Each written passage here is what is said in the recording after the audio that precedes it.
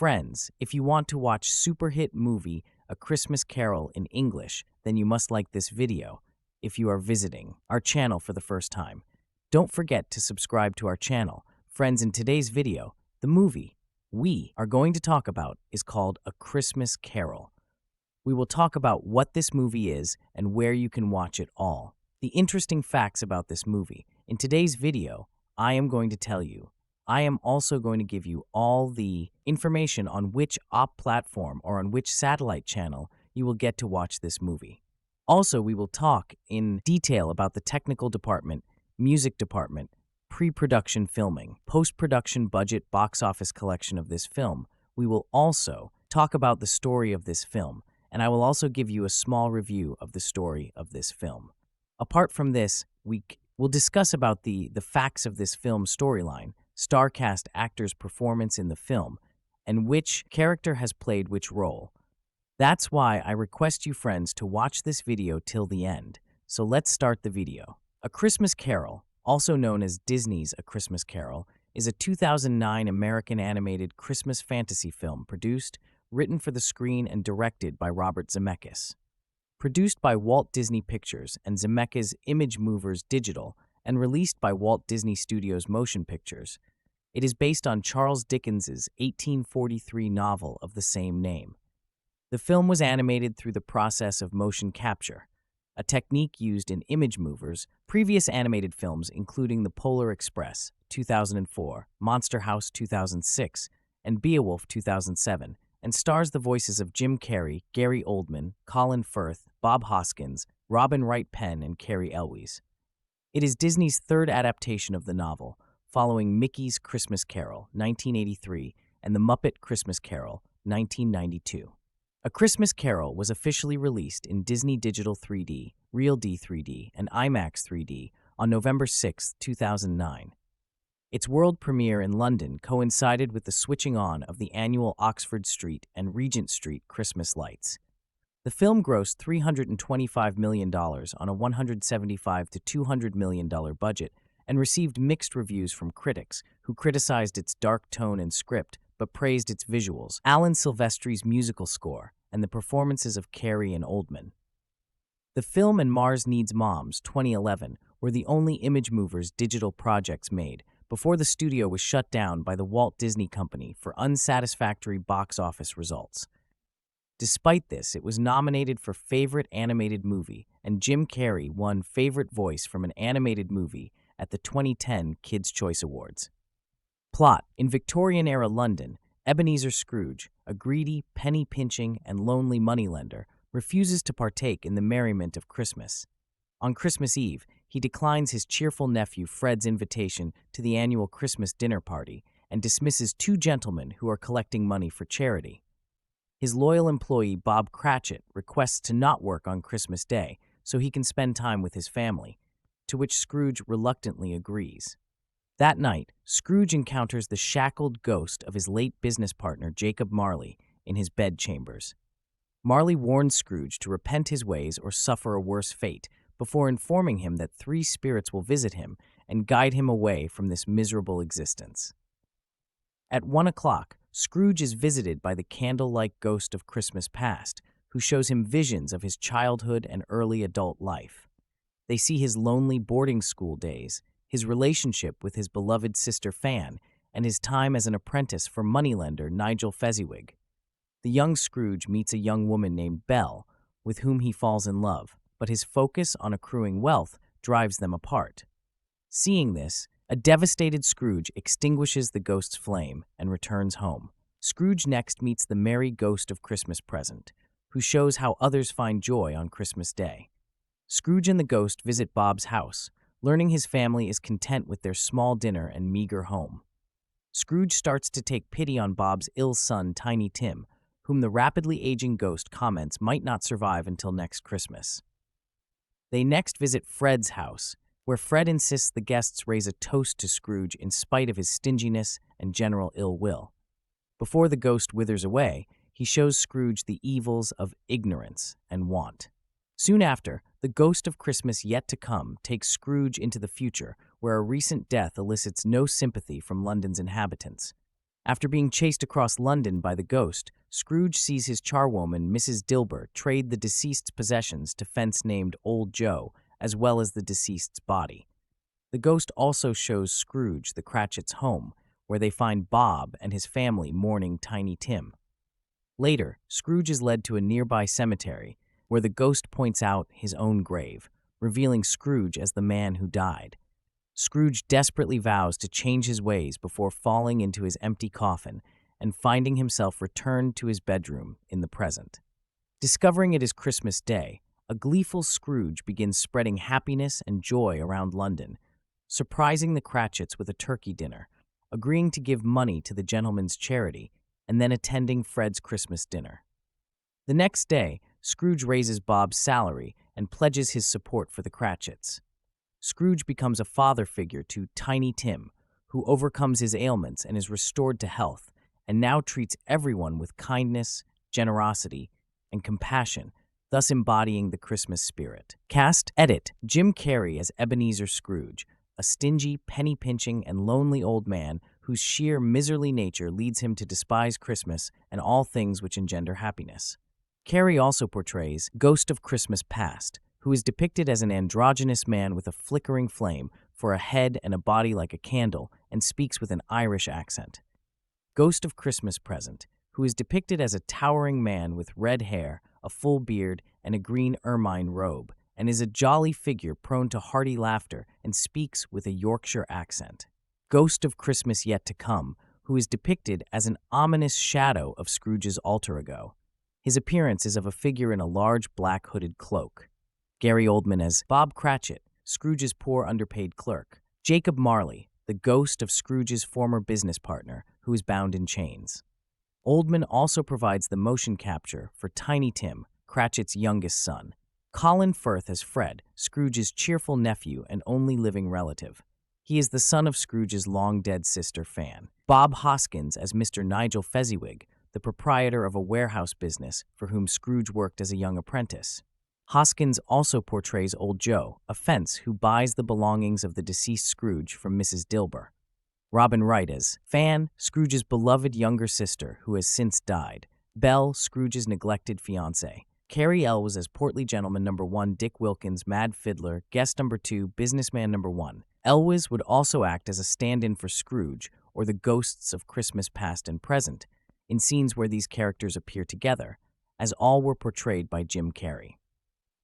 Fionnuala Flanagan as Mrs. Dilber, Scrooge's charwoman. Steve Valentine as funerary undertaker Topper. Daryl Sabara as Undertaker's apprentice Tattered Caroller number 1, Beggar Boy number 1. Peter Cratchit, Well-Dressed Caroller number 1.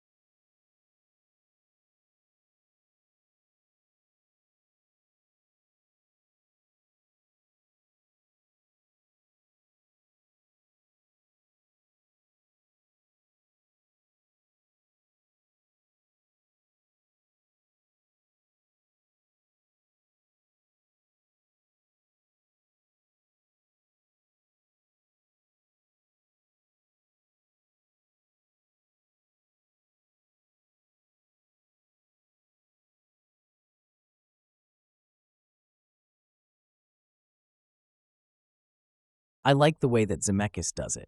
He seems to have a more sure touch than many other directors, using 3D instead of being used by it. If the foreground is occupied by close objects, they're usually looming inward, not out over our heads. Note the foreground wall-mounted bells that we look past when Scrooge, far below, enters his home. As one and then another slowly starts to move, it's a nice little touch. Another one, the score by Alan Silvestri, sneaks in some traditional Christmas carols, but you have to listen for such as God Rest Ye Merry Gentlemen, when its distinctive cadences turn sinister during a perilous flight through London. So should you take the kiddies? I'm not so sure. When I was small, this movie would have scared the living ectoplasm out of me. Today's kids have seen more and are tougher. Anyway, A Christmas Carol has the one quality parents hope for in a family movie. It's entertaining for adults. A Christmas Carol review. Nightmarish and bold, this creepy take on the classic Charles Dickens tale is lacking the usual fluffy trimmings of a Christmas film, and instead goes for the ghoulish. In a sparkling piece of casting, animated Jim Carrey takes on the archetypal role of Ebenezer Scrooge, and instead of delivering a cartoonish performance, serves up a truly morose and affecting old codger. It seems pointless to go into the plot or the character, as they are so synonymous with Christmas, but here is a quick rundown. A cheapskate business owner is visited by 3 ghosts who terrorize his night's sleep until he gets into the Christmas spirit. What is beautiful about Zemeckis' film is the richness of the detail. The score is huge and sweeping, the pacing is beat perfect, moving the audience through drastically different scenes without much jarring, and the tone is consistently engrossing throughout. Never does the film drop the bauble and fail to deliver what it sets out to do. There is always a reason why certain stories are dubbed timeless, and Dickens' A Christmas Carol is certainly that. To become a festive tradition, a story must transcend the usual elements of a good story, and instead capture something quintessential. The reason why we keep revisiting Scrooge, a title which has had its own cultural impact, is the deep fear we all have of that possible darkness inside us that a simple tragedy or hardship could trigger at a moment's notice, and we lose ourselves to misanthropic moping. The fact that Jim Carrey, known for being such a wildly animated performer, is slumped into this character has a huge effect on viewers, reinforcing this fear of the oblivion in our own subconscious. When we take a look at Michael Caine's version of Scrooge in the movie with the Muppets, there can also be huge similarities drawn. London may be anxiously awaiting the arrival of Christmas Day, but the old miser Ebenezer Scrooge, Jim Carrey, could not care any less. He much prefers the company of his money and micromanaging his humble clerk, Bob Cratchit, Gary Oldman, at his counting house. After begrudgingly allowing Cratchit to have Christmas Day off, Scrooge heads home. Upon arrival to his stately but lonely townhouse, Scrooge encounters the ghost of his dead, and there is no doubt about that, business partner Jacob Marley, Oldman. In an effort to spare Scrooge his horrifying fate, Marley informs Scrooge that he will be listed by 3 spirits, Carrey. The ghosts of Christmas past, present, and yet to come respectively take Scrooge on a terrifying journey through his life in hopes of transforming his selfish bitterness and embrace the selfless love and joy of Christmas. Prior to analyzing this adaptation, as it is a story most of us know and cherish, I'd like to look at why. Why has this work of literature been adapted for nearly every storytelling medium?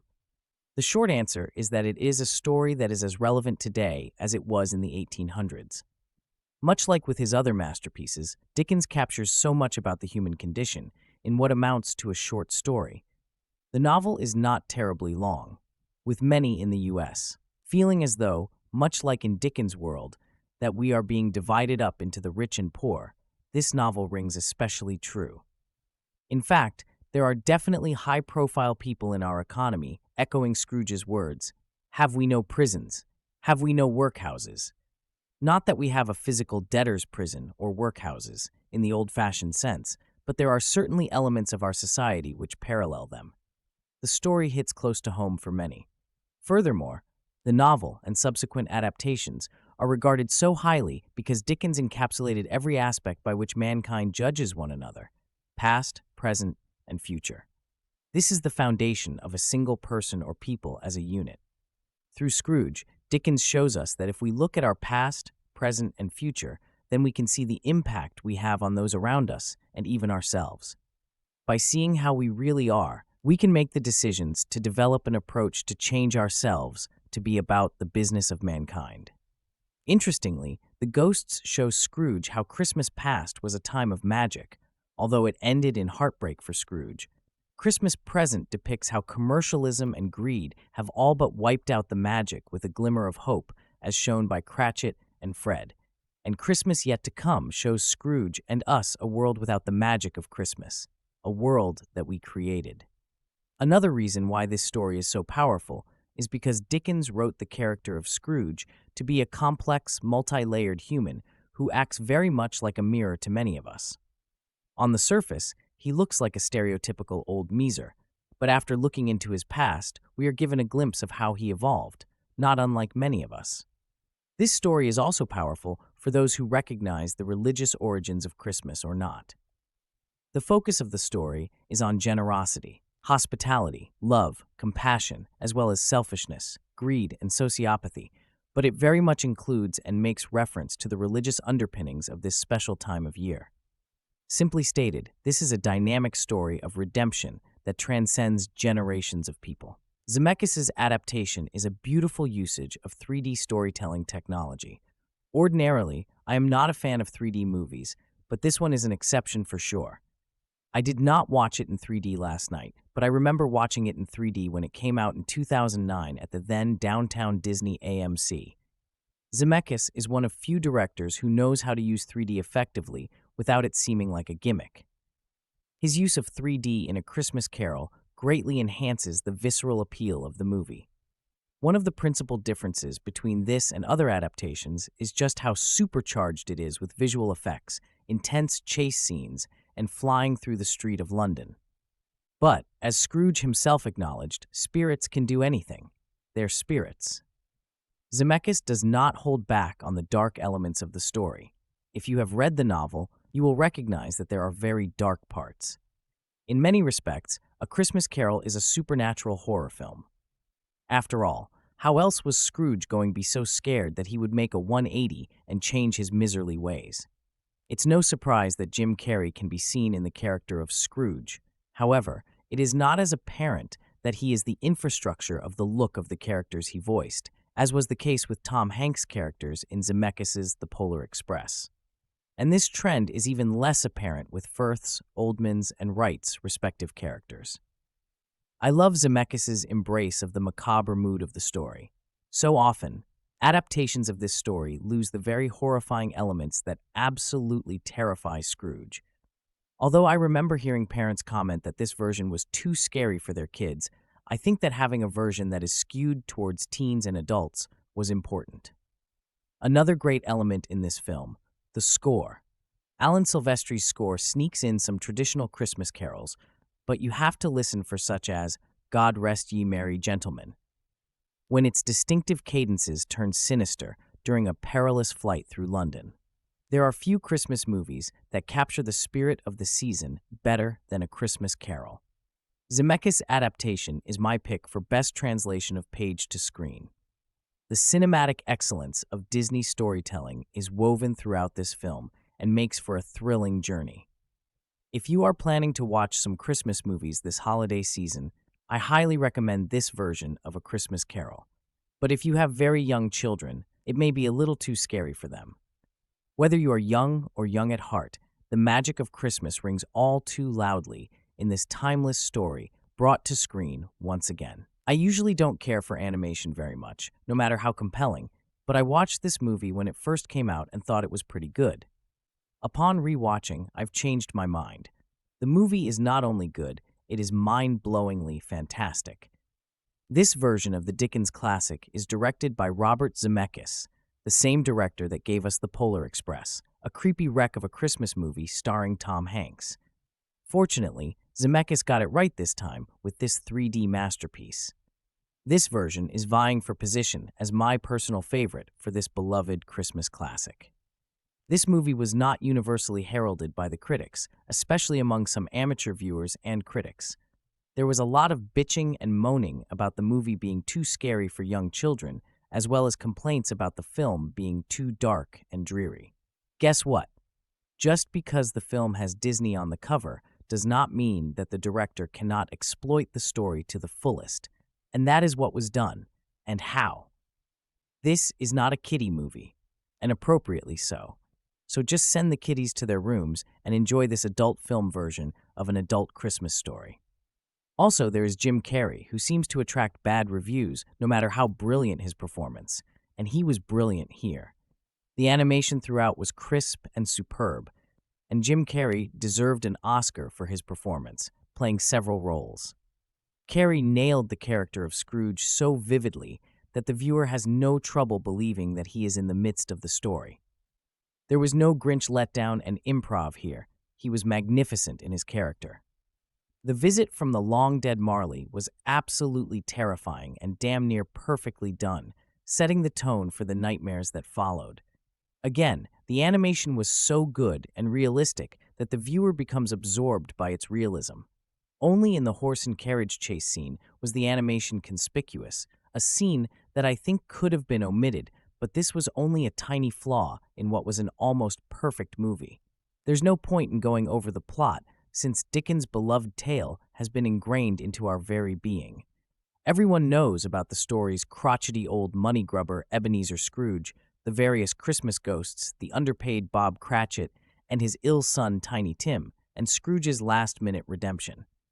And Zemeckis doesn't reinvent that story, besides turning it into an amusement park exhibition. Victorian London becomes a funhouse in the director's hands, as the frame moves wildly about the film's world like some Disneyland ride. As Scrooge zips through the sky or shrinks down to the size of a mouse to ride an ice slide, the entire show becomes a physical exercise versus a trial of the character learning to love Christmas again. The computer-generated animation makes it all look very real, and the 3D presentation, should you choose to endure it, makes the environment pop with faux corporeality. Motion capture animation, or mocap, involves placing receptor nodes all over an actor's body, and as they act out a scene, a computer translates their movements into a digital format. So every celebrity acting in the film does more than just provide their voice. Still, the majority do not feel like full performances, despite actors like Gary Oldman, Colin Firth, Bob Hoskins, and Robin Wright Penn in the cast. Actions and surfaces appear very realistic, whereas the characters' eyes look dead inside. Their faces and movements approach the photo real, but something essential is lacking in the way Zemeckis' animators depict the windows into the soul. They look like wax sculptures come to life. It's creepy, and it will probably scare small children. Jim Carrey plays Scrooge, as well as the first two Scottish-accented Christmas ghosts, all of which resemble Carrey in a peculiar way. He never quite disappears into any of the roles, so there's always an inkling of the actor underneath. It's a distracting effect, akin to Tom Hanks' multiple roles in The Polar Express. Carrey's usual over-the-top persona exaggerates every aspect of his characters, particularly his Scrooge, the zaniest Scrooge in all of cinema. The filmmakers have made the character into a compendium of physical humor. Scrooge falls down some stairs, outruns a ghostly stagecoach, and soars high above London, all to the delight of small children, who might otherwise be frightened by the dark tone of the film. No matter how expensive and visually impressive the film's technical gimmicks may be, they aren't enough to propel Carrey's performance above the great Scrooges of the past. Alastair Sim, George C. Scott, Patrick Stewart, Michael Caine, Scrooge McDuck, and so on. Zemeckis is clearly more interested in testing the darker possibilities of mocap animation within the story, particularly the ghost elements, suggesting Zemeckis would rather be making a full-fledged ghost story than another rehash of Dickens' overexposed tale. Scenes with Marley in chains and the Ghost of Christmas Yet to Come are genuinely frightening and come alive like no other in the film, much in the way scenes with Grendel stand out in Beowulf. Zemeckis has been fascinated with bringing an adult edge to his animated films ever since Who Framed Roger Rabbit. Perhaps it's time for him to stop animating well-known literary works and test his mocap technology with a story that will better complement the animation style. The best comparison to A Christmas Carol is Ron Howard's abysmal How the Grinch Stole Christmas, another Christmas blockbuster where Jim Carrey plays Jim Carrey in disguise. Both films completely abandon the heart of their respective sources by resolving to exploit their stars' wackiness through madcap antics. Some audiences gobbled up Howard's film, and they'll probably eat this one up too. Zemeckis does his best to make the story his own, with some admittedly unsettling ghost imagery, but the experience lacks soul, which is exactly what Dickens hoped to communicate. Those of us looking for holiday entertainment more engaging than the visual superfluousness this film amounts to will have to search outside the mocap realm. This is a really splendid interpretation of Dickens' novel of redemption. Watched in 3D, the characters truly come alive. There is a real sense of being present in Victorian London that isn't always the case in films with flesh and blood actors. This is because the artistic imagination and recreation is near boundless. Okay, it seems difficult to recreate fire, as the scenes with hearths weren't successful in my eyes, but that and the occasionally unnecessary comic scenes and the preoccupation at one point with falling aside, A Christmas Carol is amazing. Now, you might be surprised, having written the above, that my family, the three of us, with a wide age range and differing cultural roots, my wife is French, all agreed that though we truly loved this film and would want to see it again, but not at the cinema, expensive. The best interpretation of Dickens' novel for us, wait for it, is The Muppets' Christmas Carol. We discussed this on the way back, and yes, Michael Caine is by far the best Scrooge ever. Real or animated actors alike. There is a strong emotional dimension to the Muppets version. I kid you not. Scrooge's young love is poignant and moving, and the songs in the Muppets film are really, really wonderful. It's dark too. The Ghost of Christmas Past is impressive. But I'm meant to be reviewing the Jim Carrey film. Mr. Carrey is very good and convincing as Scrooge, and he voices a number of other characters too. All three ghosts, I seem to recall. The animation is stunning, and you really feel as if you're flying with Scrooge, as he's taken either backwards or forwards in time. The attention to detail is quite staggering, so you see I am a great fan, but the Muppets version still takes precedence for its humanity. Am I being unfair? It would be interesting to know what a child would think if it saw this version first, and then the Muppets. Carrey and Caine, sounds like Waldorf and Stadler, are definitely the best Scrooges I've seen, and there have been some truly unimpressive ones. Sad to say that Patrick Stewart disappointed. Also, both films capture the spirit so well. Pun could be intended. I've always been entranced by A Christmas Carol, wondered why Scrooge had a chance of redemption while those other poor spirits are doomed to wander the earth for eternity. Redemption is so important, so necessary, and I detest those that block others' attempts to redeem themselves. How often do we see this mean-spirited attitude in politics? We all need the opportunity to redeem ourselves. We can view the ghosts of Christmases past, present, and future, and relate these to our own lives, what we have done, continue to do, and where our actions might lead. There is a powerful scene in A Christmas Carol where the ghost of Christmas present dies. He lives for one day only, and thus has many, many brothers. But before the first bell of midnight, Scrooge is shown the children of want and ignorance. The scenes that follow are eye-poppingly startling, and the creative imagination truly superb. The message is as important now as it was in Dickens' time, perhaps more important for us now. It might be expensive to watch in 3D and buy the obligatory popcorn, but this is a true Christmas film for all the family, though you might need to cover the little one's eyes at times.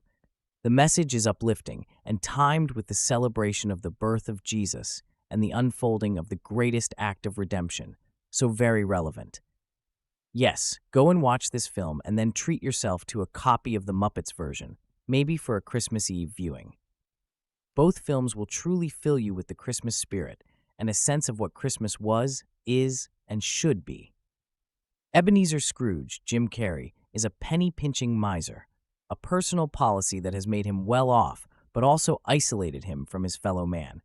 Believing himself better off in his financial security than in being happy connecting with family and friends, Scrooge takes the most comfort in laughing at how pitiful those without are in their self-made situations. When the ghost of his old business partner, Jacob Marley, Gary Oldman, makes an appearance, he gives Scrooge a glimpse of what awaits him in the afterlife, unless he changes his ways. To help him see what must be done, Marley tells Scrooge he will be visited by three spirits. Okay, you know the story and how it ends. My personal favorite of the classic versions was always the one with George C. Scott as Ebenezer, whereas my favorite reinterpretation of the tale has always been Bill Murray's turn in Scrooged. This new version, however, is a little of both, using motion capture and CGI to take Scrooge not only through time, but across a sweeping landscape every time the camera moves. In the same way that Peter Jackson's King Kong kept upping the ante from the original, 3 T-Rexes instead of 1, jumping at biplanes instead of mere swiping, this latest Christmas Carol agenda seems mostly interested in pushing everything over the top. Better, stronger, faster. Steve Austin would be proud. The other side of the equation is Jim Carrey himself, playing multiple roles as Scrooge and all of the ghosts. He isn't alone. Many in the cast does the same as well. Unlike the film production, however, Carrey seems to be reined in and focused on each character, particularly Scrooge himself. Like an actor who's been given a dream role, or several in this case, it works better than one might imagine, except for those who actually enjoyed The Truman Show and already believe Jim has chops. Carrey gets to be both his silly self and stretch his acting chops, all without a drop of makeup. Too bad the filmmakers could barely keep the camera still long enough to capture the performance rather than sweep the audience off their feet. Especially in 3D where available, Disney's A Christmas Carol accomplishes exactly what it sets out to do. Update a classic holiday story by showing off as many filmmaking tricks as possible in the hopes people will line up for tickets. Somewhere underneath it all, however, is a versatile actor who's so good at making faces and taking pratfalls that most audiences fail to notice he's a good performer too. Involved, because we all know that kids make people go "aw" a lot, and in a story of tragedy, it's a surefire way of making people cry. It's the epic story of the discovery of the Christmas spirit. And then I saw the opening scene of the film at Comic-Con and the first line of Dickens' take, "Marley was dead." Coupled with the scene of Marley's ghost terrorizing Scrooge, I've been excited for the movie ever since. A Christmas Carol is not only another step forward in the field of 3D motion capture cinema, but an adaptation which realizes that when you have ghosts of Christmas past, present, and future, you have a ghost story, and ghost stories are supposed to be scary. A Christmas Carol will make your little children cry, and I really enjoyed the movie. There may be a loose correlation between the two. Since you already know the story, I'll explain what Zemeckis has done to make it worth your time. To begin, as he showed with his prior film, Beowulf, he's beyond shooting objects out of the screen just because he can. The purpose of 3D in A Christmas Carol is for infinite depth of field and uninterrupted camera movement. These are the advantages of all 3D films, not throwing a yo-yo out of the screen. Where A Christmas Carol takes a huge step forward is in motion capture and CGI humans. Through a new program used to track retinal movements, Zemeckis has solved the dead eye problem, and while there are few characters who still seem animatronic, most of all Scrooge's nephew Fred, Colin Firth, Scrooge is alive. The character's greatest technical asset is his age, so that the facial movements are distinct, and the tightness of the skin allows for subtle tics and tiny details, which make the character feel realistic, but not pretending as if this isn't animation. With the eye problem solved, Zemeckis' next challenge will be skin, as the film's chubbier and younger characters still look off. But why aim for verisimilitude of Jim Carrey when you have Jim Carrey? What's the point other than proving that you can? While it would be no challenge to put Scrooge makeup on Carrey, the advantage of the animation is that it can de-age him. He can play his character as a child, as a young man, as the flickering, childlike ghost of Christmas past, and the hearty ghost of Christmas present. Gary Oldman can play not only Bob Cratchit, but Cratchit's son Tiny Tim and Scrooge's former partner, Jacob Marley. It's not a matter of trying to save money on actors, but a thoughtful reason for having one actor play multiple roles. This is not an Eddie Murphy movie. Also, unlike an Eddie Murphy movie, A Christmas Carol intentionally scares children. As I said before, this is a ghost story, and parents should know that if they pay the $15 per ticket to the 3D version, they may only get to see about 30 minutes of the film before their child wants to leave. If you pay to see the IMAX 3D version, tell your kid that the economy sucks and they'll have to tough it out. There was a time when it was okay to have scary moments in kids' movies. Parents will be left wondering how this movie and Where the Wild Things Are got PG ratings. My answer? They don't have swear words. You're welcome. It's simple to dismiss Robert Zemeckis and his ongoing quest to tell stories in 3D with motion capture, but I'm learning to have faith in him. A Christmas Carol speaks in a Dickensian English with some serious vocabulary for a family film, features scares that even adults will find unnerving, and if not for a 5-minute set piece that's out of place with the rest of the film's tone, this version is a successful telling of the tale. You'll still cringe with, "God bless us, everyone," but that one is on Dickens. Give some credit to Robert Zemeckis. Charles Dickens' classic tale of Ebenezer Scrooge is given an animated Disney look, and if you so wish, 3D, 2D is still available. I just had to go for the 3D option in an attempt to try to make my mind up whether I like it better or not. Scrooge is taken on a journey of redemption by 3 ghosts, the ghost of Christmas past, present, and future, going back looking at his life as it was, how it is today, and how it will not be for very much longer. But can he be convinced to change his ways? I want to start this off by stating that after watching this, my thoughts were, this has to be one of the most remade/retold stories. In the classic and non-classic methods over the years, as it always seems to become relevant. Everyone knows a Scrooge, maybe not to the extent of the one in this story, but it is kind of Christmas thing. If you do not get into the spirit, you are Scrooge. But you really do not want to be compared to Scrooge. Well, maybe at the end. As it really is not the best thing to be. Scrooge is a rich man, but will not help anyone with his money, back in the Victorian era of workhouses, etc., and thinks poor people do not deserve to be in contact with him. This is one of the things that made him as bitter and twisted as we see him in the movie. But anyone who is that bitter and twisted must have a reason, right? Of course they do. Looking back into the past, it is obvious to see that Scrooge realizes his mistakes, and the hurt of them still hurt watching it back. But also the joy he once lived also hurt, especially when he realized that he gave it away. You cannot help but think, imagine if that happened and I got to look at my past, the good and bad parts, which makes you want to make sure you make the most of today so your past will always look pretty good, or at least not bad. But that will never happen. You have to make choices all the time, and who is to know when you will make a bad choice and when it will be a good choice? Only time can tell with that. I actually think the present ghost is probably the scariest to look at, as this is what you have become and what you are at that very moment. Seeing how people feel about you, disliking a lot. In Scrooge's case, this even hurt him a lot having to watch it. He had to be forced to watch it.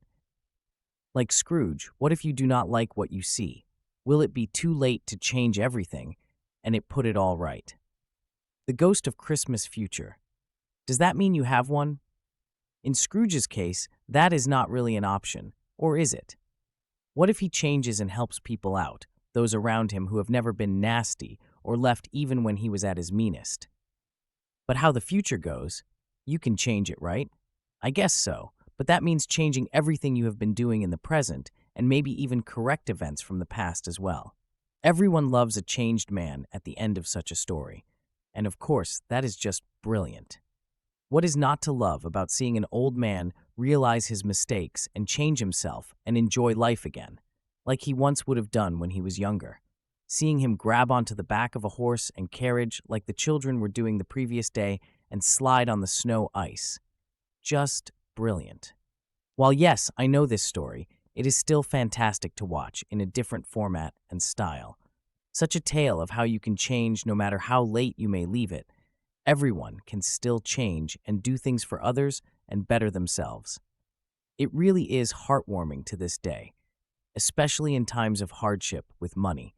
I think it makes it ever so relevant about how Christmas can still be a time to enjoy yourself with your family and friends. Jim Carrey does quite a few of the voices, Scrooge and the Three Ghosts.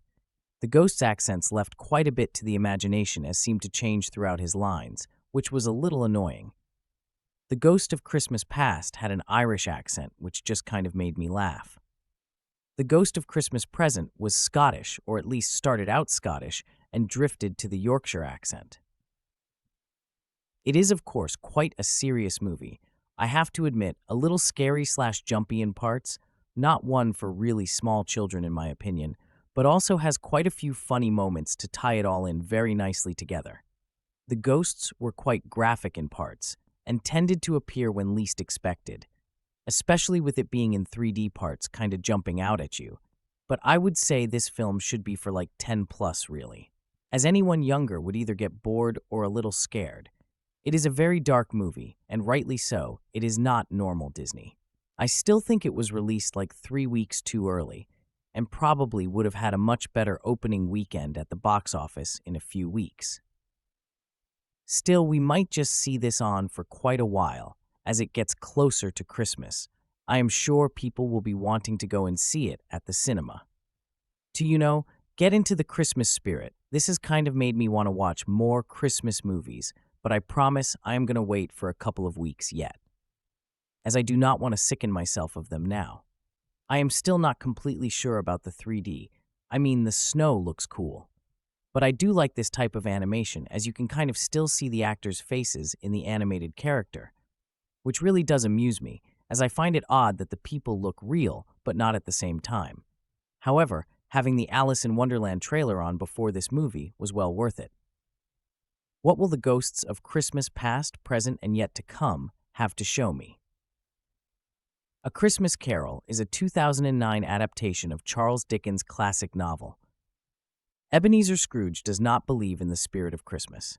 One Christmas Eve, 3 ghosts take Scrooge back to the past, show him the present, and take him into the future. Facing his misfortunes, he learns a meaningful lesson. For over a century, there have been several adaptations of A Christmas Carol. It's essential that each one must obtain a new message.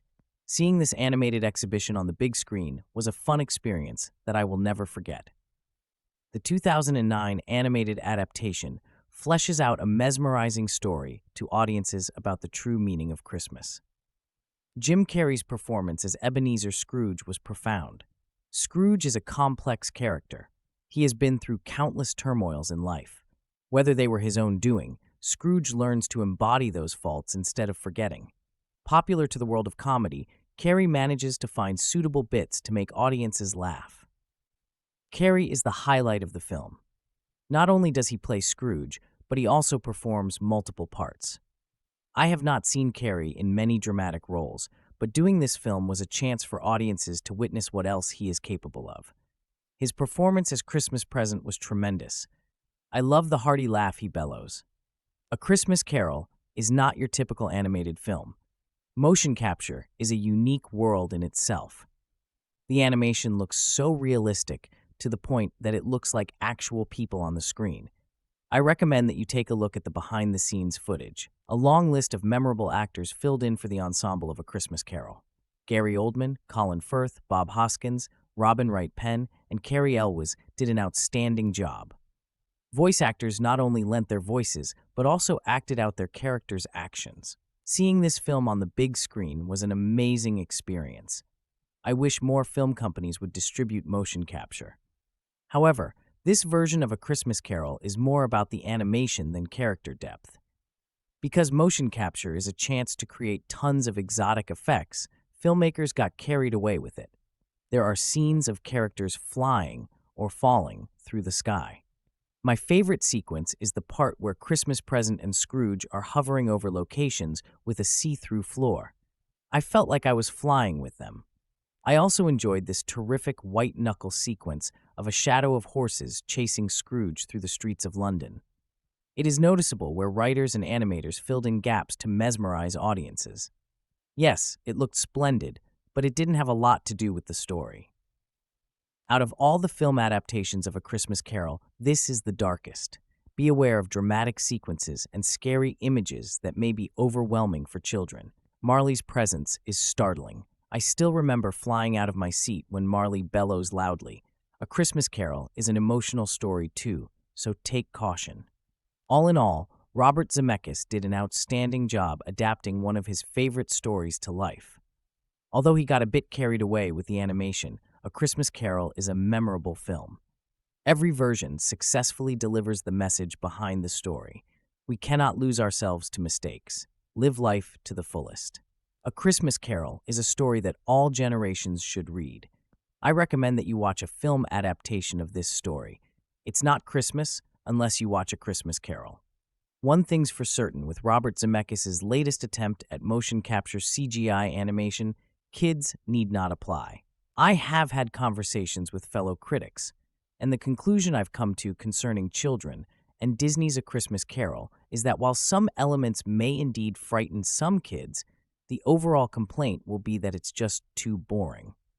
If you've seen any incarnation of Charles Dickens's A Christmas Carol, the best way to describe this latest attempt is to call it a stripped-down, non-inventive take on the classic Christmas story that wears on too long and is just plain dull. By the time I hit The Ghost of Christmas Is Yet to Come, I was ready to check out. I knew what was coming and wasn't expecting any deviation. I won't say I was ever bored beyond reproach, but I was never moved and certainly never felt a kinship with any of the characters whose dull and lifeless eyes and facial features are far from inviting. The putty-like facial issues and non-responsive eyes have flummoxed Zemeckis since The Polar Express in 2004, and there is very little sign of improvement here. Considering the eyes are the gateway to the soul, a lot is missing when the spark isn't there. Where the film does knock it out of the park is in its visuals beyond human attributes. The atmosphere, the set design, the lighting, and the overall appearance of A Christmas Carol is absolutely perfect. The golden flicker of candlelight glowing in the darkness is perfectly complemented by the frigid and foggy winter nights of the Dickensian mid-1800s. Of course, the mood of the film is never indicative of its appealing settings. The characters seem to walk through the world oblivious to their surroundings, as if one is not a part of the other. Being a motion capture feature that is entirely true as actors act out their scenes, have their performances captured in a computer, which are then inserted into these photo-realistic environments. While this doesn't take away from the visual appeal, it does hit a snag when it comes to connecting to the audience and convincing them they are watching a fully fleshed-out feature. Jim Carrey brought as much as he could to the character of Ebenezer Scrooge, but in the end, it felt like you could cast anyone in the role, which Zemeckis proves with Robin Wright Penn as Scrooge's young love, Belle. Zemeckis can change the appearance of any actor to match the look he wants, and as a result, Penn is unrecognizable, and Carrey takes on Scrooge at 5 different ages, as well as plays all 3 ghosts. Considering Zemeckis did very little with Carrey's natural talents for physical performance, and there was very little in the way of comedy, he could have snatched up anyone off the street to dryly humbug their way through this story. In all honesty, everything seems secondary to the attempted leaps in technology in this film. Zemeckis has made statements as to his intentions with the story, such as how the 3 ghosts are alter egos of Scrooge, the importance and accuracy of Scrooge's appearance, and the overall hyper-reality of it all.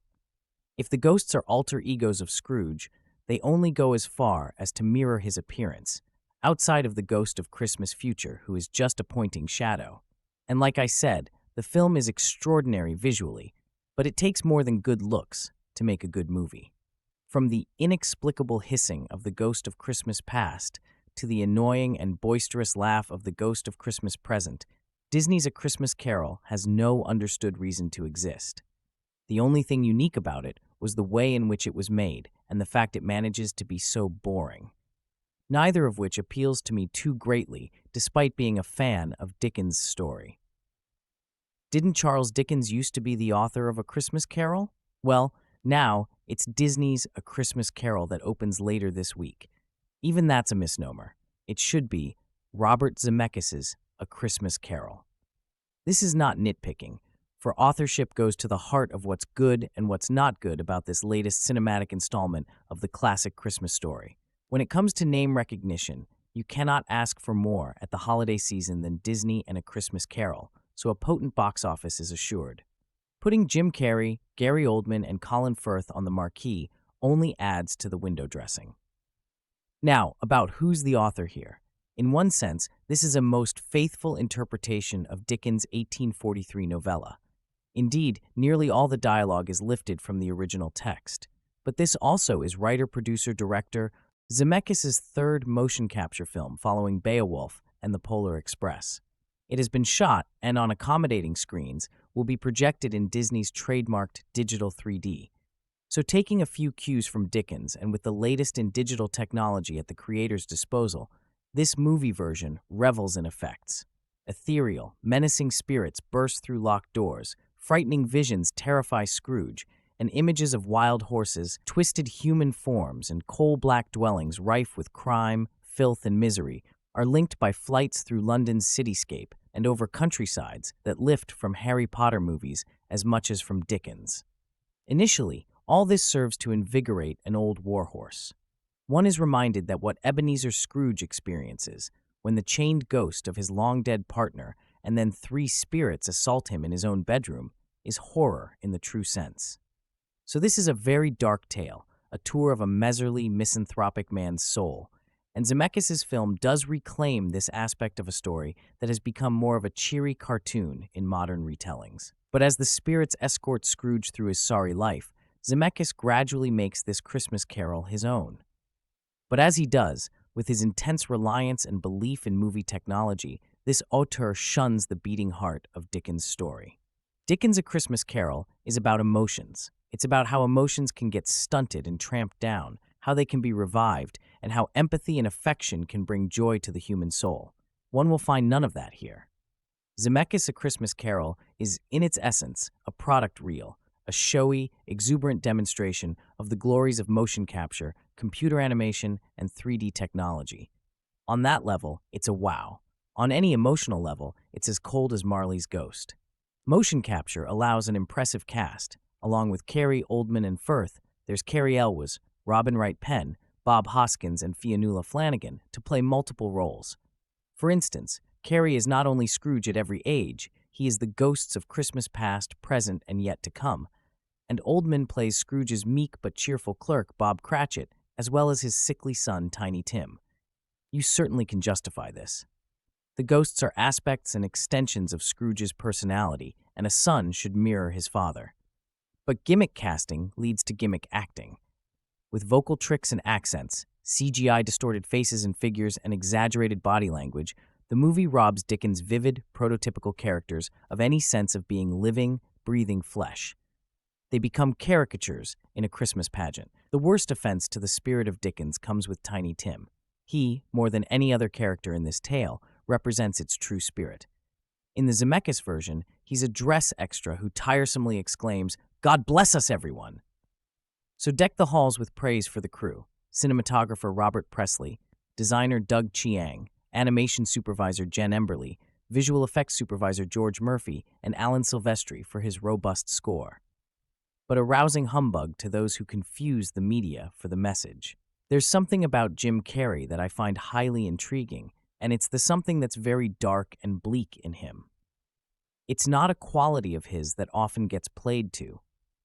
In fact, I first noticed this about him in the otherwise terrible psychological thriller The Number 23 a few years back, in which he portrayed a man descending into insanity, because it seemed as if the film was terrified of unleashing that aspect of Carrey.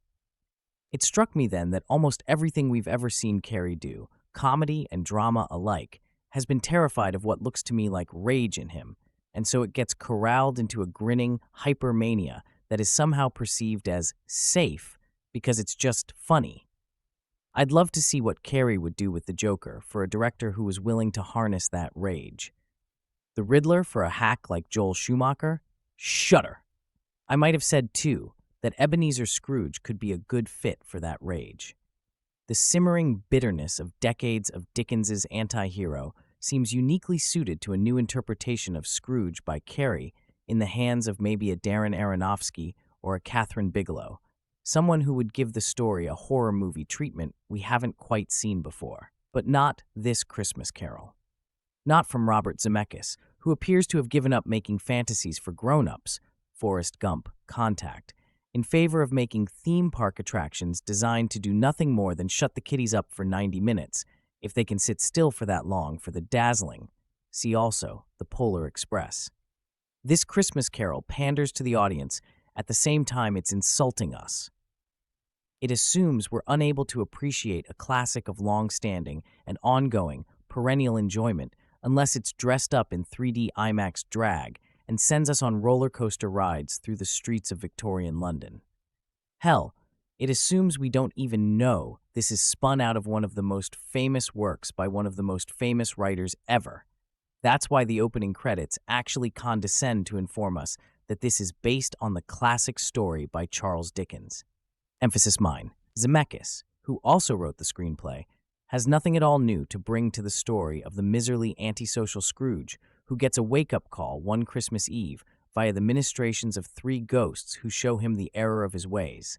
Never mind if today's new atmosphere of meanness and every man for himselfness suggests that some modern spin might have been found.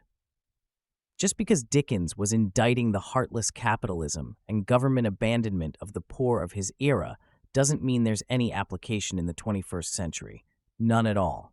Unless you find it clever and amusing to get virtually sprayed in the face by Marley's ghostly spittle coming out at you in 3D. That's new, I guess. Oh, and there is the chase sequence. You mean you don't remember the bit in Dickens where Scrooge gets chased through the snowy London streets by demonic red-eyed horses till he shrinks down to the size of a mouse, with accompanying squeaky Scrooge mouse voice, of course? I so wish I were making that up. That's a Zemeckis contribution. That might be the worst thing about this literally Disney-fied take on A Christmas Carol. Zemeckis appears to think that Scrooge is a comic figure, not a tragic one. He gets buffeted around like Wile E. Coyote. He suffers much physical abuse at the hands of the ghosts of Christmas past, present, and future, all of which Carrey also supplies the voices of. The psychological and emotional assault he's meant to be under simply isn't as interesting to Zemeckis, and mostly gets foisted off as supposedly sad looks in the zombie eyes of the waxy faces of the CGI animated people whose misfortunes the ghosts force Scrooge to witness. Carrey was able to transcend the makeup he had to endure in the equally misfired Grinch adaptation a few years ago in order to make that character searingly pitiful. But he can't overcome the motion capture technology that renders him into an actual cartoon here. His Scrooge, just as uncomfortably synthetic-looking as all the other people on screen, becomes just one more element that makes this Christmas Carol creepy in all the wrong ways, and in none of the right ones. Disney's A Christmas Carol, poor Charles Dickens loses attribution to the mouse, and with cause, marks director Robert Zemeckis' third foray into motion capture animation after The Polar Express and the decidedly non-holiday-ish Beowulf. The technology theoretically gives Zemeckis control over every last pixel, without the threat of actors, camera crews, or simple gravity rearranging the zeros and ones in a more spontaneous way. But mostly it results in the awkward integration of photorealistic figures into all digital environs. It's like some fiendish plot to turn the wealth of human drama into a demo of the world's dullest cutting-edge video game. Any proper adaptation of A Christmas Carol has to be rooted in hardscrabble realities of mid-19th century London, a place where the poorest of the poor live in candlelit squalor, isolated by the miserly habits of Ebenezer Scrooge and society at large. But as the story has become a holiday perennial, the coarser edges of Dickens' world have been steadily buffed down, and Zemeckis' techno-magical version goes further than most. He's effectively turned London into a sleek diorama of pristine brick and cobblestone surfaces and scrubbed the faces of the wretched as clean as porcelain dolls. And that's before he throws in the requisite Disney action beats. Nevertheless, Zemeckis' meticulous 3D rendering does produce some visual marvels, starting with Scrooge himself. His elongated face, gaunt frame, and long, spindly fingers suggest a body aligned with a toxic spirit.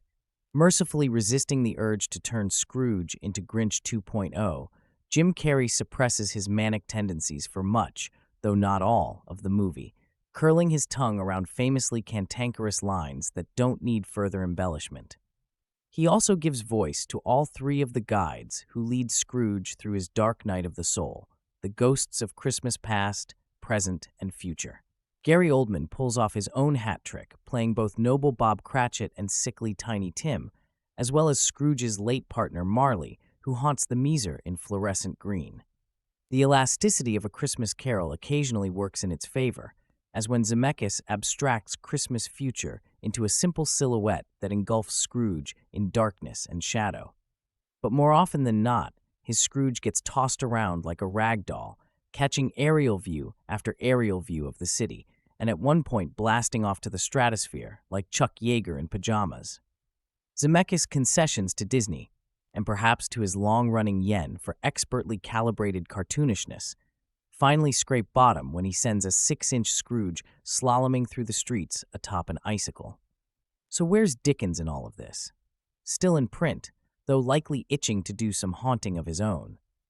Lately, A Christmas Carol has been hijacked to provide a one-size-fits-all formula for all sorts of morality plays, keeping Matthew McConaughey from tomcatting around in the rom-com Ghosts of Girlfriends Past, and prodding a Michael Moore type into affirming the 4th of July in the right-wing farce An American Carol. From there, though it's the faintest of praise to say it, and though an icicle-surfing Scrooge may seem a far ways from the Alastair Sim standard, you'd have to declare Zemeckis' version a step in the right direction. There's really no point in putting a synopsis of the tale here, as surely everyone knows about Mr. Scrooge, played here by a motion-captured Jim Carrey, and his memorable night when he was visited by the ghost of Christmas past, the ghost of Christmas present, and the ghost of Christmas yet to come. Having been taken on by everyone from Albert Finney and Co. to Patrick Stewart, from Alastair Sim to the Muppets, just what does this version add to the selection we already have? Unsurprisingly, director Robert Zemeckis brings us 3D. Oh yes, that seems to be the big selling point this time around, and we'll come back to it shortly. First of all, let's look at the cast. Jim Carrey gets to play Scrooge and all of the main spirits, so he obviously gets a chance to show some range and have fun, which he does. He's very good in the role of Ebenezer, but the incarnation of the Ghost of Christmas Past disappoints. The Ghost of Christmas Present is as fun as ever, and the Ghost of Christmas Yet to Come could have been played by anyone. Essentially, hit and miss then. In the other roles, we have Gary Oldman playing Bob Cratchit, as well as Marley and Tiny Tim, bizarrely enough, and he doesn't do too badly. Colin Firth is good as the cheery nephew trying to get his Uncle Scrooge to attend Christmas dinner. Cary Elwes makes little impression with a few roles, but Bob Hoskins steals his scenes whenever he appears in the guise of Mr. Fezziwig. The screenplay, written by Zemeckis, is largely faithful to the original story and transfers the most familiar chunks of dialogue directly onto the screen. It's not the dialogue that causes frustration, though. As others have mentioned, it's the inclusion of one or two moments not in the original tale that feel the most out of place and jarring, especially an extended chase sequence with the Ghost of Christmas Yet to Come going after a shrunken Scrooge. How about the visuals? Well, there's a lot of lovely stuff on show here, and the 3D is really well done, but that provides another problem, one that casts its shadow over every other aspect of the film, including the acting. This movie really does feel like nothing more than a showcase for some fancy visuals. From the opening sequence that features a pointless, though impressive, journey over the rooftops of Dickensian London, through every journey that Scrooge makes with a ghost, to that terrible chase scene, it just feels as if everything has been shoehorned in around all of the visual flourishes and swish camera moves. Robert Zemeckis seems to have been so carried away with his bag of tricks that he couldn't leave well enough alone. Sadly, he didn't trust the movie to be carried just by the material he so adores. That's a great shame because I really enjoyed The Polar Express, so I certainly didn't expect to dislike this, a version of one of my own favorite tales, so much. Maybe it's that familiarity with the greatness of the source material that soured my experience. Somehow, in between all of the fancy special effects and constant need to get extra gliding camera work in there, Zemeckis has managed to suck all of the fun out of a story that is a classic because of how much fun there is inherent in the concept. That's just something I cannot pardon. Over the years, Charles Dickens's A Christmas Carol has been adapted for the big screen countless times, with everyone from Scrooge McDuck, 1983's Mickey's Christmas Carol, to Michael Caine, 1992's The Muppet Christmas Carol, playing the role of Ebenezer Scrooge. Most recently, New Line Cinema's Ghosts of Girlfriends Past took the classic holiday tale to the silver screen, albeit with a few changes. The romantic comedy starring Matthew McConaughey centered on Valentine's Day instead of Christmas. Disney's A Christmas Carol, the latest big screen retelling, stays much more faithful to the original work than some of its predecessors, which is a bit surprising considering the star of the film, Jim Carrey. Those walking into Robert Zemeckis' 3D animated adventure expecting the zany, rubber-faced comic they've grown to love over the years will be sorely disappointed, as A Christmas Carol stays pretty true to Dickens' beloved story. There are no moments of improv and no script rewrites to let Carrey's comedic style shine, which is fine, but with a story told as many times as this one, even at a quick 96 minutes, A Christmas Carol feels a little long since viewers have heard it all before. In A Christmas Carol, Carrey plays 7 roles, including Scrooge and the Ghosts of Christmas Past, Christmas Present, and Christmas Yet to Come. Although that last credit is a bit of a stretch, as the Ghost of Christmas Yet to Come is merely a shadowy, death-like figure with a creepy pointing finger. Really, crediting anyone with the part is a joke. Also playing multiple roles in the movie is Gary Oldman, Bob Cratchit, Marley's Ghost in Tiny Tim, Bob Hoskins, Mr. Fezziwig and Old Joe, and Robin Wright Penn, Belle, Fan, amongst many other supporting players. Really, the only big star who voices just one role is Colin Firth as Fred. While hearing the actor's voice an assortment of roles, though, may sound like fun to differentiate the characters a bit, each actor used a different accent or played with their own accent to create the various voices heard in the film. For some reason, this results in dialogue that's a bit hard to understand at times, making the story, as familiar as it is, difficult to follow during certain scenes. Lines go by and viewers haven't a clue what was said, making parts of A Christmas Carol very frustrating to watch. Luckily, the 3D effects keep audiences entertained throughout most of the film. Unlike some recent big-screen 3D offerings, the effects used in A Christmas Carol are pretty amazing to watch, and when the snowflakes begin to fall, you'll have to stop yourself from reaching out and trying to grab one. While the commercials for the film exaggerate the 3D effects a bit, making it seem like Carrey will come out of the screen and fly over your head, the effects are still well done nevertheless, if only you could enjoy them without wearing those annoying glasses. While adults and kids alike will be entertained by Carol's 3D effects, the movie may not be suitable for young viewers. Sure, it has a PG rating and is a Disney film, but parents shouldn't take the MPAA's reason for giving the movie a PG rating lightly. The film is rated PG for scary sequences and images, and younger viewers may be a bit terrified by the events that unfold during the Ghost of Christmas Yet to Come's visit. The sequence that plays out, though animated, is pretty intense, and even adults will be surprised by how scary it is. Parents with young children may want to sit through A Christmas Carol by themselves first to judge whether or not their kids can handle it. Overall, A Christmas Carol is a faithful retelling of Charles Dickens' beloved novella, complete with some amazing 3D effects that really bring the story to life.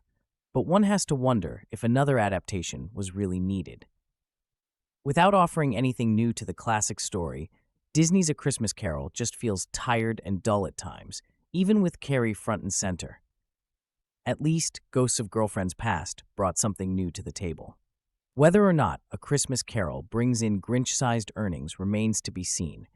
But one thing is for certain.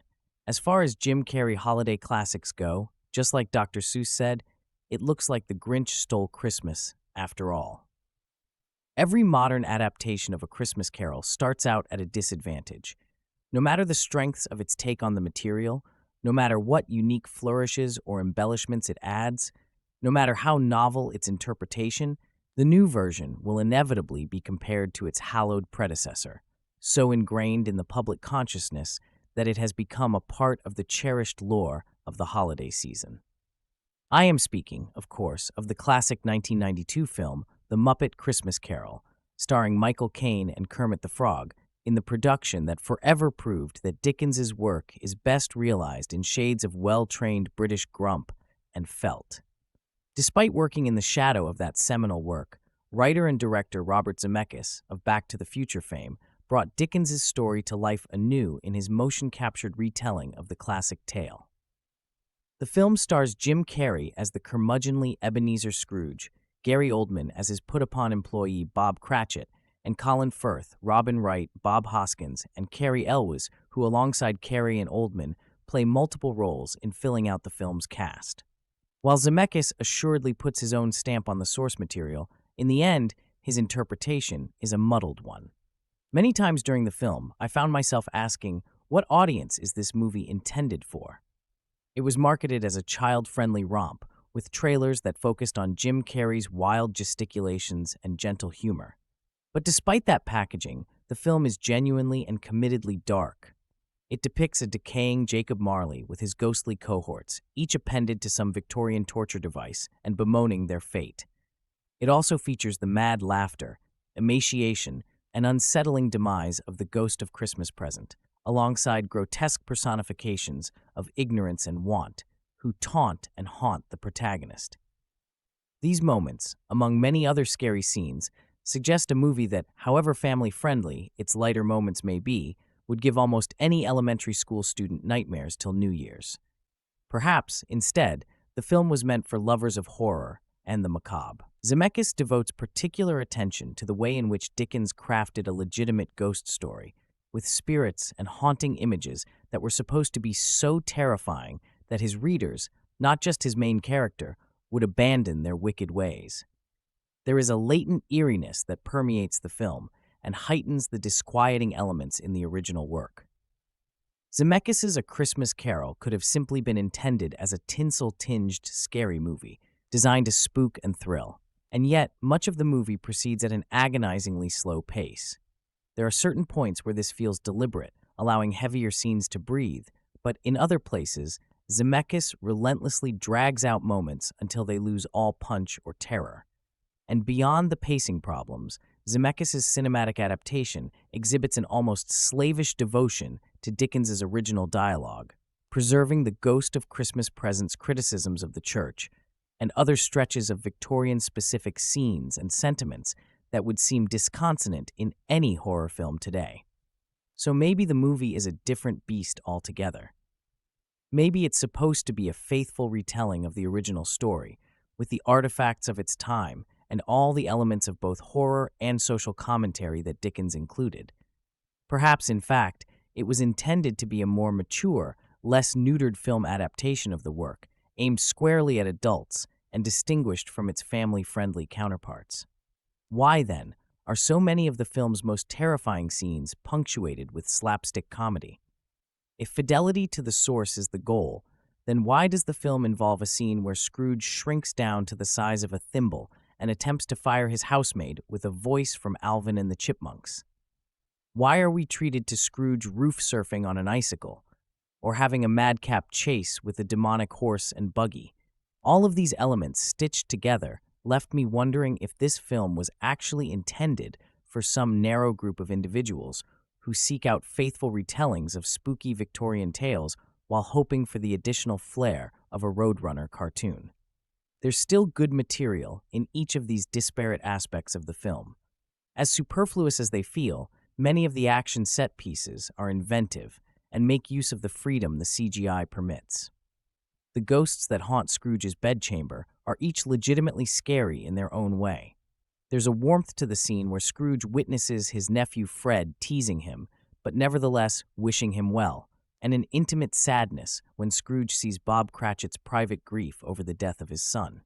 And while the film's finale veers a bit too far off into standard Jim Carrey wackiness, it otherwise plays Scrooge's newfound jubilation to the hilt, and it largely works. But the odd mishmash of tones renders the movie an exercise in hunting for scraps. The effort is not helped by the wildly uneven performance capture animation in the film.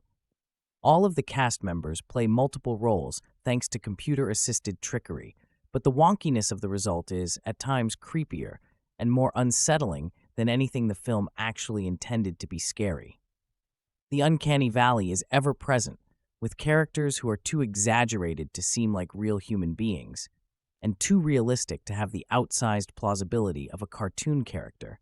In fact, many of the film's characters look like animatronic robots wearing stretched-out human skins, with movements that feel like the unnerved twitches of an electrified corpse. Bob Cratchit, in particular, appears to be some sort of deformed, seizing hobbit. Zemeckis' chosen medium, also employed in his polarizing adaptations of Beowulf and the Polar Express, allows for a certain amount of creativity with the story's ghosts and setting, and takes advantage of the actor's versatility. But these issues with the characters' movements and lip-syncing turn the movie's visual presentation into a strange cross between Night of the Living Dead and The Sims. There's an ambition clearly present in Zemeckis' A Christmas Carol, but it's a very unfocused ambition that tries to accomplish too many divergent goals. The end result is a number of generally intriguing elements that don't add up to a cohesive whole. It's a noble attempt, but all things considered, I think I'll stick with The Muppets. The Christmas Ghosts, Gary Oldman voices Bob Cret Marley, and a tiny time, I remain unconvinced that 3D represents the future of the movies, but it tells you something that Zamis 3 3D features, also including both, have wrestled from me 11 of a possible 12 stars. I like the way that Zamis does it, have a more sure touch than many other directors using 3D. Instead of being used by it, if the foreground is occupied by close objects, they're usually looming inward, not out over our heads.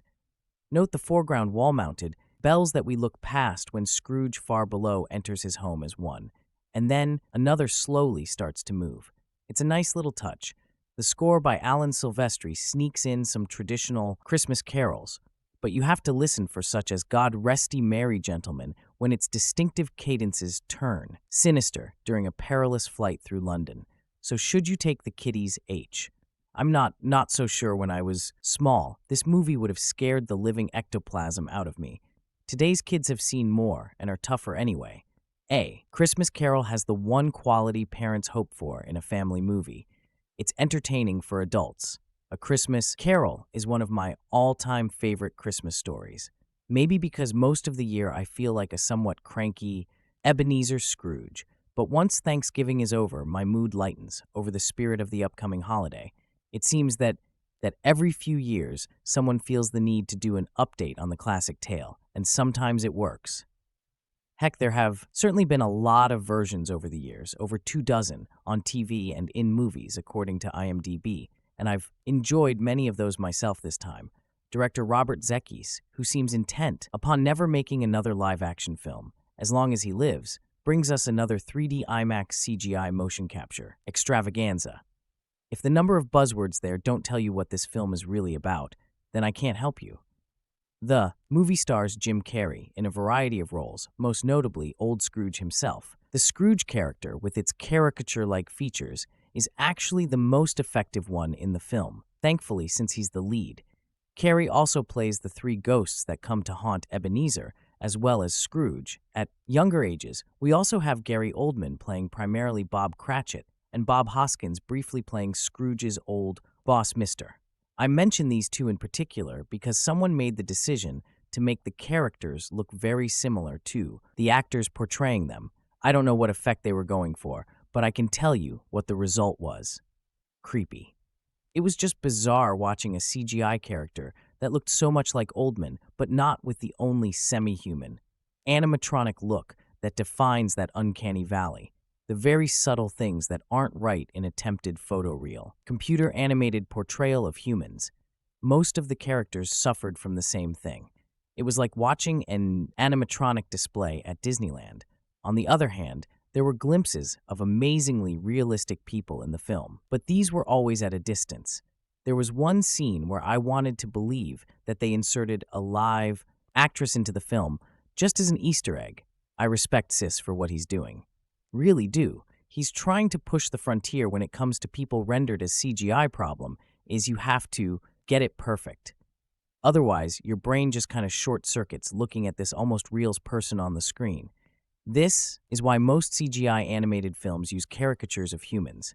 It's easier for the mind to accept by making blue, skinned, overly tall aliens with odd facial features. I think James Cameron will get around this in Avatar. And speaking of the upcoming 3D Cameron-helmed extravaganza, A Christmas Carol is in 3D. I've said many times before that I'm a fan of a 3D cinema, but not when it's used as a gimmick overall. I really enjoyed the 3D look of the film, but there was one sequence that was stuck into the film that just didn't belong and was there only for the sake of showing off the roller coaster effects and exaggerated 3D in the film. It was at least a 5-minute sequence, and I was mentally tapping my fingers, waiting for it to be over so we could get back to the story. Side note there, seemed to be a little tribute to the tiny ash scene from Army of Darkness smiley face. So what did I like the story? Of course, but they don't get credit for that. I did enjoy the opening scene, which was very effective in showing just how miserly and feared Scrooge was. On the flip side, I also really enjoyed the ending of the film.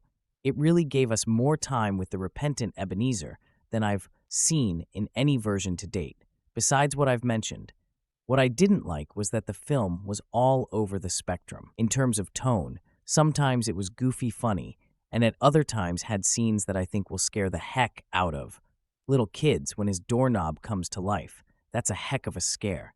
And Marley's jaw coming loose was worthy of a horror movie, of course. Then they put a little ha-ha moment on the end of that one.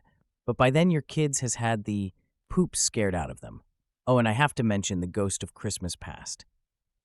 One of the most unexplainably ridiculous characters I've ever seen on screen. Then again, maybe it's me. Some people were laughing at it. But frankly, I was perplexed by the point of what Iz was doing and thought it was just plain stupid. No doubt there will be comments below wittily calling me a Scrooge, but you're too late. I did that in the opening paragraph smiley face. But seriously, as I said, I love this story, and I wish that Zemeckis had left the CGI behind and made it a live-action film based on the classic tale. Other information about this film, I'm yet to be sold on the Robert Zemeckis School of Motion Capture. Don't worry, I don't hold a prejudice. I'm just waiting to be convinced, and I worry that Zeus, for all his championing of the technology, might not be the one to do it, for as impressive as the technical merits of that his technique might be, I think that Zemeckis has yet to find a story that truly needs to be told in that format, or at least a story that resonates in that format, much as Pixar have somewhat validated computer-generated animation. School of filmmaking that met with a ridiculous amount of cynicism in its early years. I think the key to proving the worth of this sort of approach lies in finding a story that connects with audiences while demonstrating the strengths of the tool being used to tell it. It's a shame because a lot of the essential ingredients are there. Jim Carrey is an actor who uses his entire body as an organ of his craft, bending and stretching and riding with the best of them watching Carrey at his best. It seems he has mastered his body like a world-class musician might master an instrument. His actions are exaggerated. He's a performer who doesn't necessarily act through his eyes, but through his entire body language. Putting Jim Carrey in an animated film is arguably a waste of his skills, and so this sort of performance capture seems perfectly suited. And to be honest, it is perfectly suited to him. Jim Carrey is one of the film's two greatest strengths. You can almost feel the energy radiating through the screen, and you get the sense that very little has been lost in translating his style from live action to computer-generated, playing the lead character. And each of the three ghosts, Carrey is tasked with carrying the film to a large extent. He succeeds, and he injects quite a bit of life into this movie, even ignoring the physical aspect. I quite liked the surreal accents he opted to give to the first of the two ghosts adopting regional English mannerisms. However, there's also a sense of what is lost through this technology when you look at the other cast members involved. There's a reason that Hollywood has elected Andy Serkis as their go-to actor for these sorts of computer-animated characters.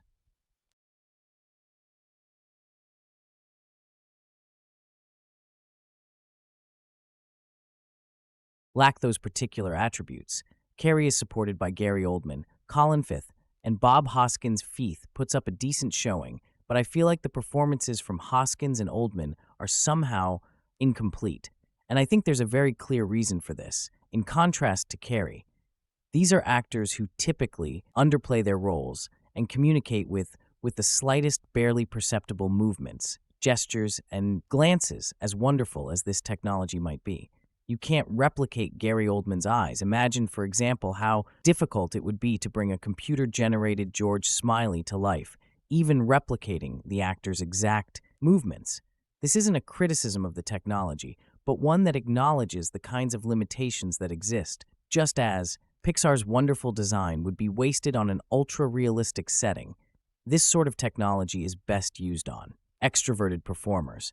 So the film doesn't really succeed as the perfect example of everything this technology is capable of, if only because it never seems to play solely to the strengths of this particular approach. However, the film does a fairly decent job of offering us up yet another version of A Christmas Carol. To be entirely honest, everybody has their favorite iteration of the Tale, which has been recycled and reworked for generation upon generation. My own preferred versions would be The Muppet Christmas Carol and Scrooged.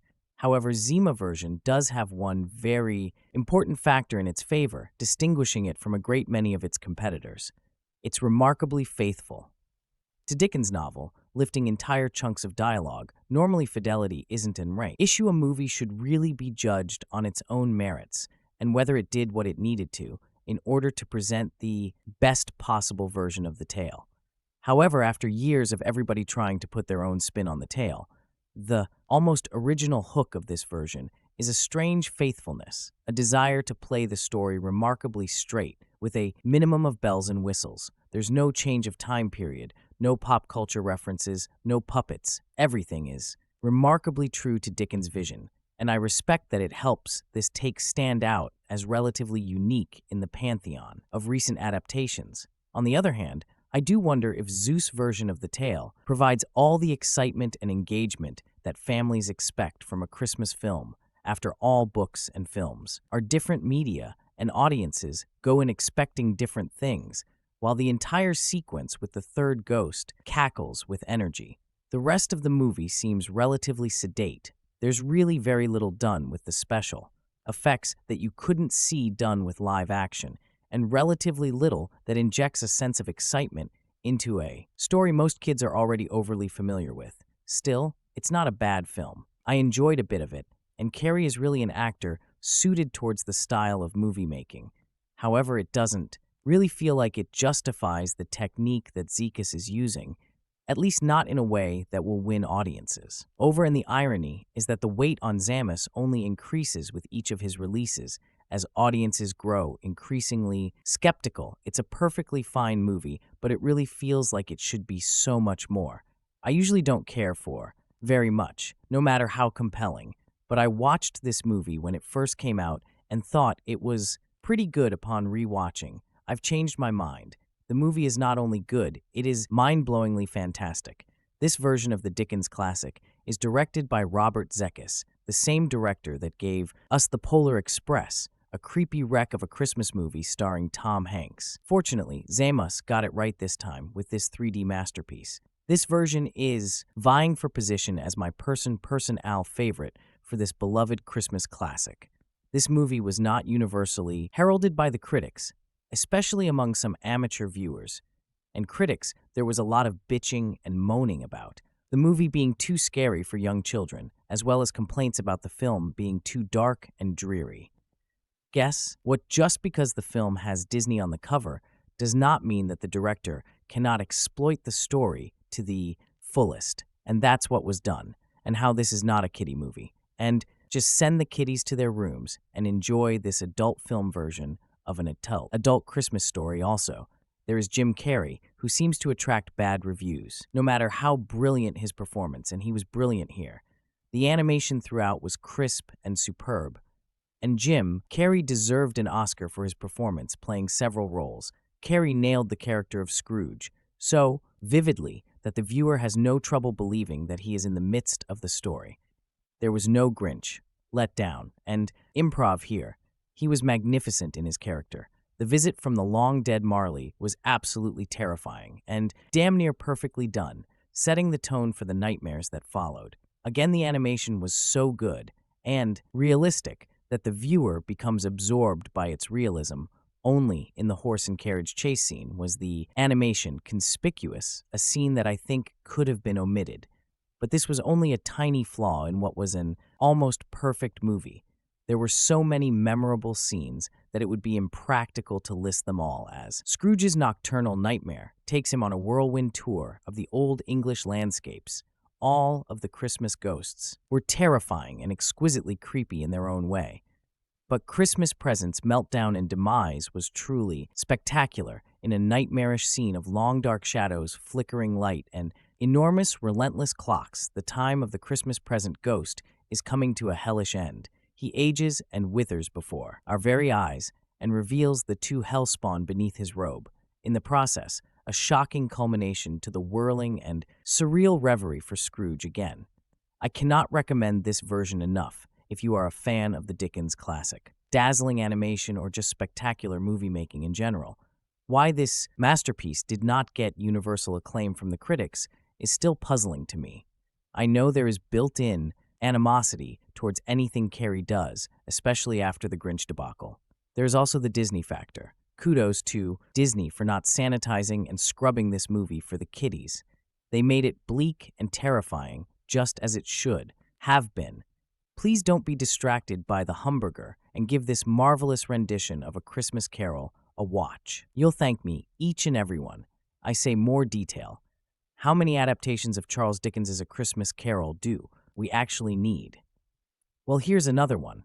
And just as newsreaders seem to be sporting their Remembrance Day poppies earlier each year, so Yuletide films appear to be launched in very good time to go with all the microwavable Christmas puddings in the shops with sell-by dates of November 31st.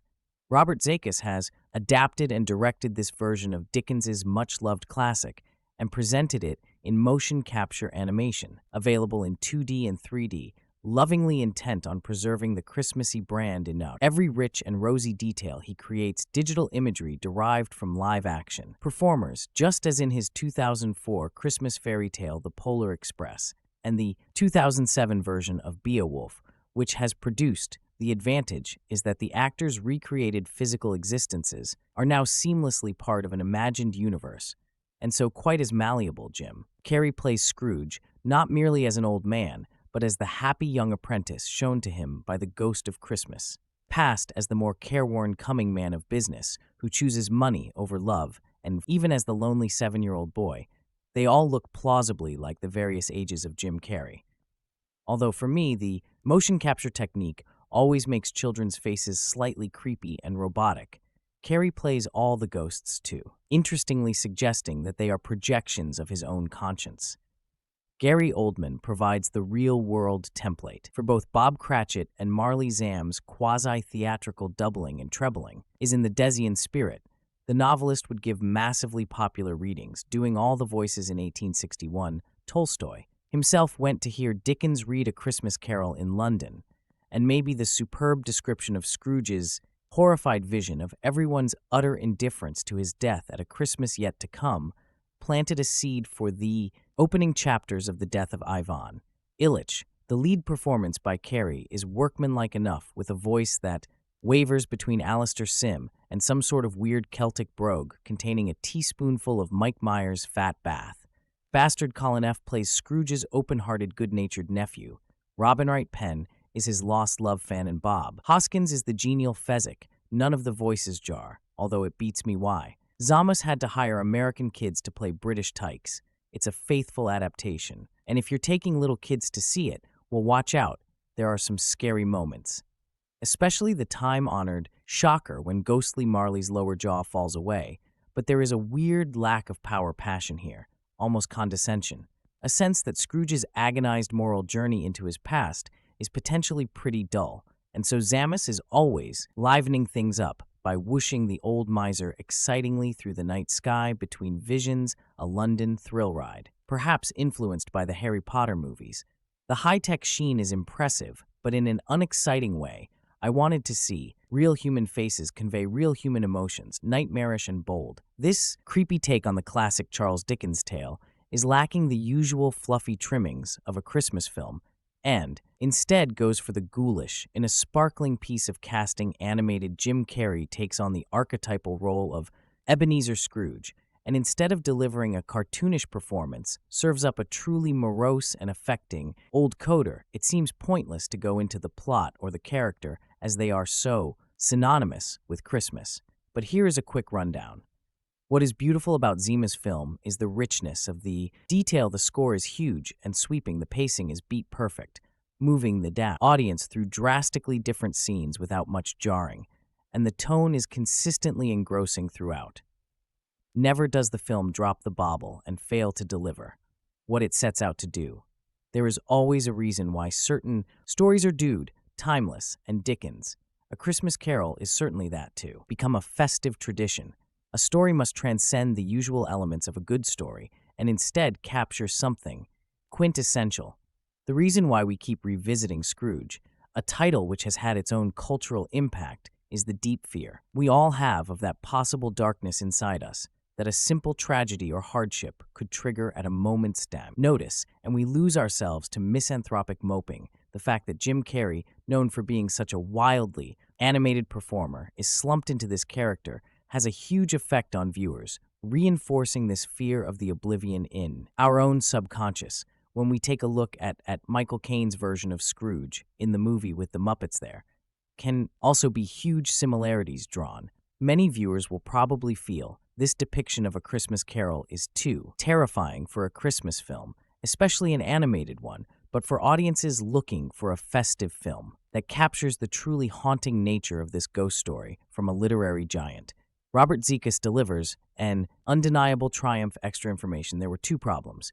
UPF front with A Christmas Carol. First, what we have here is a favorite of mine that's constantly getting butchered by people who think they are so much more clever than Charles Dickens. Second was the fact that director Robert Zemeckis was putting the movie through the same 3D motion capture process that he made the Polar Express, and both with a process that trades wildly between too realistic and too fake-looking.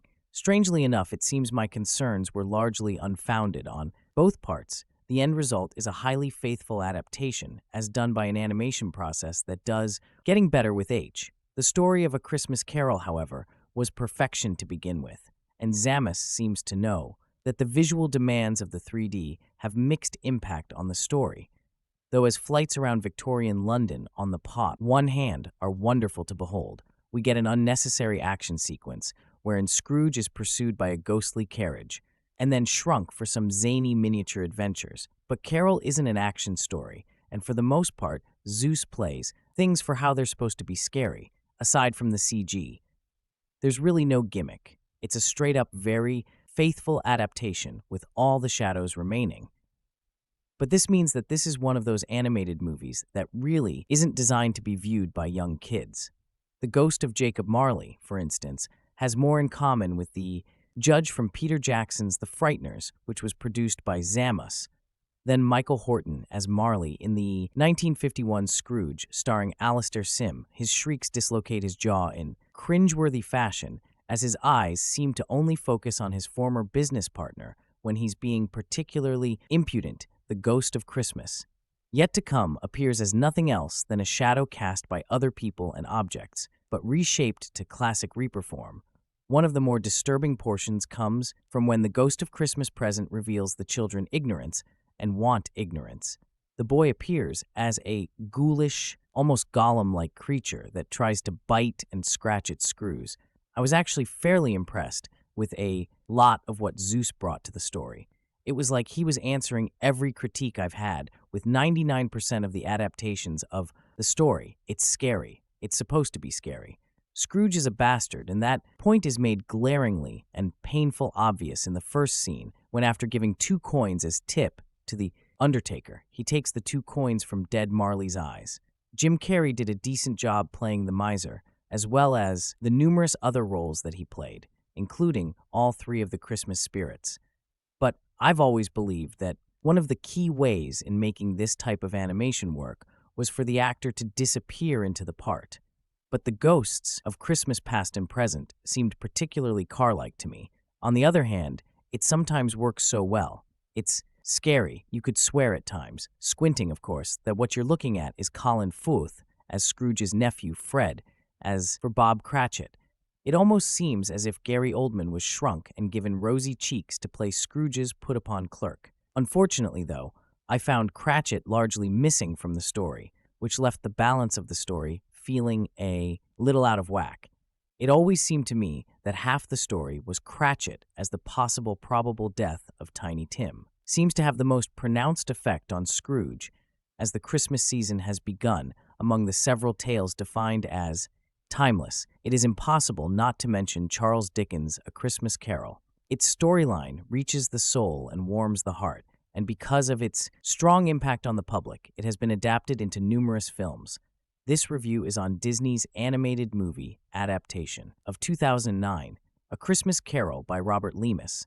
The plot of the novel the movie is based on is a known to most evergreen, but in a nutshell, the old miser and heartless user, Ebenezer Scrooge, after being visited by three spirits of Christmas, understands the true essence of Christmas and the importance of doing good to others, disturbing and dark.